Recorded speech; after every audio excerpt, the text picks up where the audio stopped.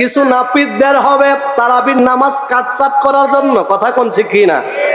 সারা জিন্দেগি 20 রাকাত তারাবির নামাজ পড়লেন, যেই নাপিত তারাবির নামাজ 8 রাকাত কয়, ওই নাপিত তারাবির নামাজ জামাতে পড়ে। মোল্লা তুমি জানো নি নবীর যুগে তারাবির নামাজ জামাতে ছিল না? কথা বলেন ঠিক কিনা? আবু বকর সিদ্দিকের যুগেও তারাবির নামাজের জামাত ছিল না।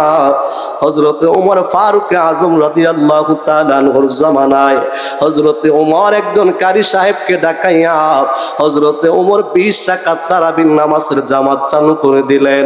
হযরতে ওমর 20 রাকাত তারাবির নামাজ বুঝলেন, আর মোল্লা ফতোয়া দেয় 8 রাকাত তারাবির নামাজ আছে না নাই? ওই মোল্লাদের ফতোয়া আমগো দেশের কিছু প্রবাসী ইনপুট করে, আসেনি? আছে না? আছে না? সৌদি আরব থেকে আসার পরে এই দেশে ইনপুট কইরা আনে কি আনে? তারাবির নামাজ 8 রাকাত কয়নি? তো আমি তাদের ব্যাপারে একটা চমৎকার একটা গল্প করছিলাম, শোনাবো আপনাদেরকে। তাদের গল্পটা কেমন আমি একটু বলি, শোনেন।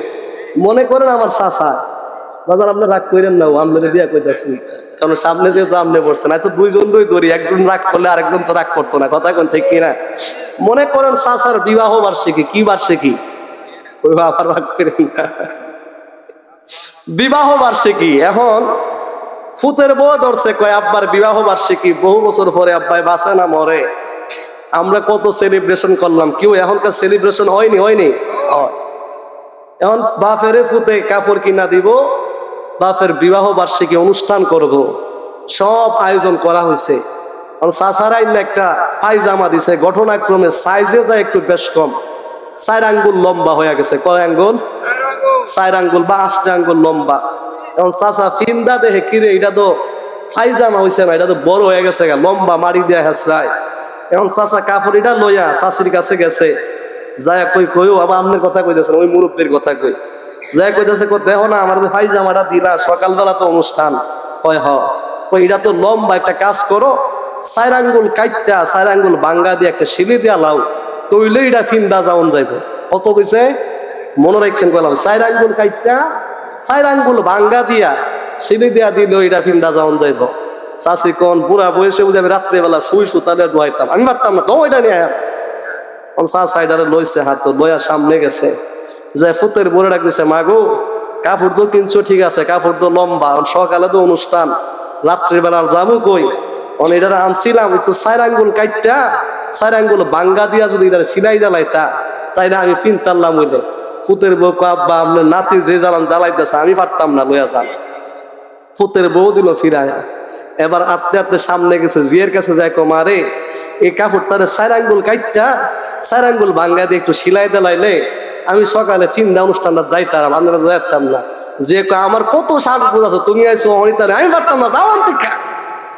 কয়জন গেছে বাজান? 3 জন নেই। চাচা ধূর যা কিতা করবো, এটার সামনে নিয়ে বারান্দার মধ্যে যে দড়িটা আছে এটার মধ্যে লটকায় আবার পায়জামাটা থইয়া দিল। চাচা সুন্দর করে ঘুমাইছে। রাতের বেলায় চাষিজন বের হয়েছে, আরে মানুষটারে কত সেবা করলাম, কত খেদমত করলাম, আমার সাথে তার কত ভালো সম্পর্ক, আগামীকাল একটা অনুষ্ঠান হবে, আমার স্বামী আমারে বলছে কিন্তু আমি করি নাই, এই একটা কাজ হইতে গেছে, যা এই যে লটটা আছে ঠ্যাংটা দেখছে, দেখ কাইন্না চাষি 4 আঙ্গুল কাইটটা 4 আঙ্গুল বাঙ্গা দিয়া শিলায়া আবার জিহার একটা ইহার হইয়া দিচ্ছে। চাষি আবার চাষির রুমও কিছুক্ষণ পরে ফুতের বউ বাইর হইছে, দরজা দিয়া দেহে পায়জামাটা লড়ে।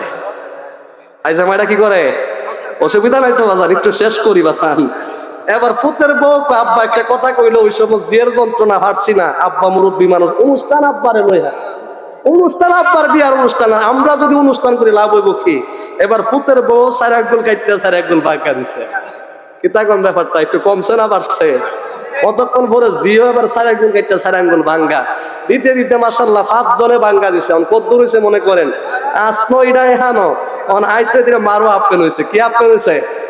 মারো হাফপেন। ওর সকাল বেলা যখন চাচা যায় পায়জামা কিনছে, চাচি ডাক দেখো, করতাছো কিন্তু এটা কিতা ফিনতাছো, এটা কিতা ফিনতাছো, এটা দিয়ে মারো হাফপেন হয়ে গেছে। কি হাফপেন হয়ে গেছে?